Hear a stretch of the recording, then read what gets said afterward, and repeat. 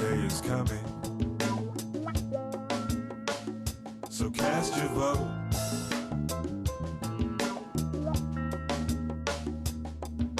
Election day is coming, so cast your vote, yeah. Right here in America. Don't be afraid. Don't be afraid, no. Don't be afraid, no.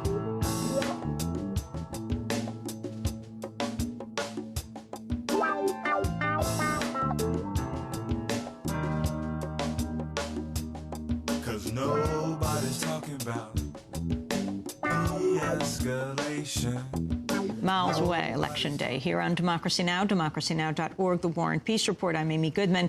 We're looking at voting around the country. Yes, early voting. Millions of people are doing it. Harvey Wasserman with us, senior editor at the Ohio-based freepress.org. His book, How the GOP Stole America's 2004 Election and Is Rigging 2008, among 4 books he's written on voting. Brad Friedman with us, independent journalist with Brad Blog at bradblog.com. He's reported extensively on issues of vote rigging. Talk about Sequoia and Colorado. Welcome, Brad, to the video stream.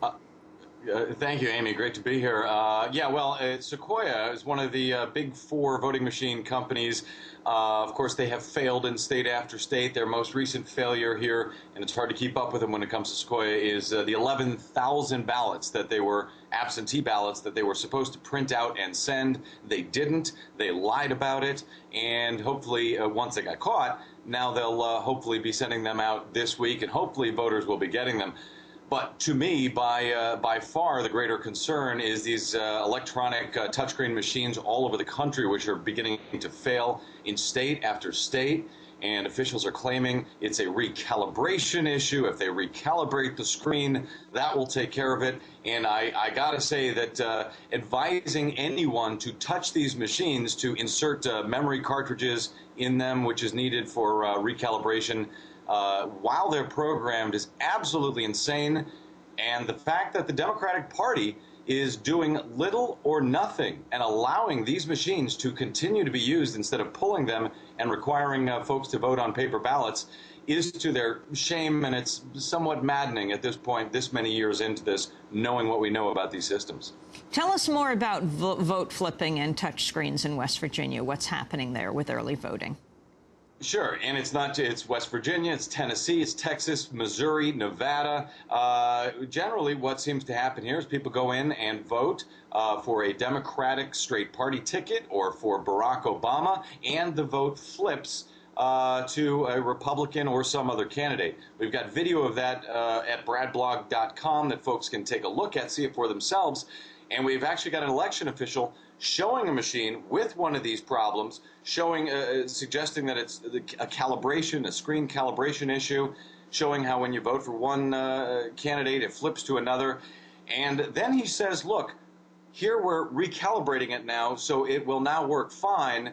And we actually see that it still doesn't work fine, even after he's recalibrated it. He tries to make a straight party vote, and it ends up selecting Ralph Nader for president. These machines need to be pulled out because even when they work, the problem is that there is absolutely no way to ever verify that any vote ever cast on a touchscreen machine like this has been recorded as per the voter's intent. It's strictly impossible, even with the so-called paper trail, and that Democrats aren't raising holy hell about it is maddening, frustrating, and frankly, to their shame at this point, knowing what we know. Brad, let's turn to some of the problems that have been reported with the electronic voting machines, as you were pointing out. Virginia Matheny from Jackson County, West Virginia, was one of the first people to report a problem with vote flipping last week after an attempt to vote Democrat was flipped to Republican. Videothevote.org spoke to Virginia Matheny about her experience. When I pressed to enter my vote for the Democrat, the check mark jumped to the one above, to the Republican. Well, I pressed the Democrat again, and it jumped up again. So I asked a poll worker, I said, well, why will this machine not allow me to vote for my candidate? She said, well, it's got a sensitive screen. She said, you're touching it too hard. She said, just barely use the tip of your fingernail to touch it, which I did. Then I went to the next candidate. Well, it did the same thing. I voted for the Democrat. It jumped up to the Republican. Well, then she told me, she said, just keep pressing the one that you want to vote for, and it will finally take. Well, I did, and it did stay there. But I proceeded to have problems all through the ballot. After I had the problem voting, I filed a formal complaint with the Secretary of State's office, and her deputy investigator called me to ask me what happened. I told him. He said, well, it sounded like the machines need to be recalibrated, that when they're moved, sometimes it messes them up. Video of the vote also spoke to Jackson County, West Virginia County Clerk Jeff Waybright about the vote flips on the iVotronic machines. If the poll worker got to a machine and it was out of calibration, this is what would happen. I'm going to touch Barack Obama there, but notice it jumped clear down to Chuck Baldwin because the machine is out of calibration. Now it sent me to a screen to vote a write-in ballot. When I hit Barack Obama, the machine's out of calibration. It did not jump up to the Republican candidate. It did not vote a straight Republican ticket. It didn't do that. It jumped down to Chuck Baldwin. Let me ask you, Brad Friedman of Brad Blog, what should people do? I mean, we heard from Virginia in West Virginia, and she did file a complaint. How do you know when it takes or if it hasn't taken? And this whole issue of receipt for voting, like we get when you get money from an ATM, is there a receipt anywhere in the country? Well, and that tape, by the way, of West Virginia, of Waybright, as that tape continues, he shows what happens after they recalibrate the system and the problems still occur. So to recalibrate in the middle of an election is insane. That's the most vulnerable point for these systems, where you can insert malicious software and anything else. As to receipts, no, you don't get them. You shouldn't get them, because the fact is we don't want people leaving the polls and being able to buy and sell, their vote. That's why it's so important to have transparency, to get it right in the first place. And any so-called receipt should be a paper ballot, hand-marked, that we all can go in, every citizen in the country can go in and take a look at after the election and assure that it was, in fact, counted correctly as per the voter's intent. That is strictly impossible with any direct recording electronic. These are usually touchscreen voting machines. It is strictly impossible, no matter what it says on the screen, to know in fact that that vote was counted as per the voter's intent.